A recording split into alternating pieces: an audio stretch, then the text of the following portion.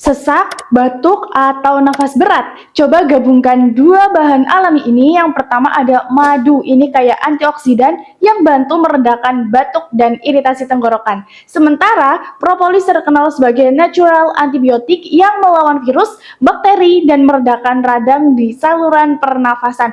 Nah, cara paling ampuhnya, Sobat Herbal Nusantara bisa ambil 1 sendok makan madu dengan 3 tetes propolis dan air hangat. Minum tiap pagi, rasakan nafas lebih lega. Ini cocok untuk Sobat Herbal Nusantara yang gampang sakit, alergi cuaca, atau sering pilek. Nah, follow untuk tips herbal lainnya. Semoga sehat dan makin kuat. Semoga bermanfaat.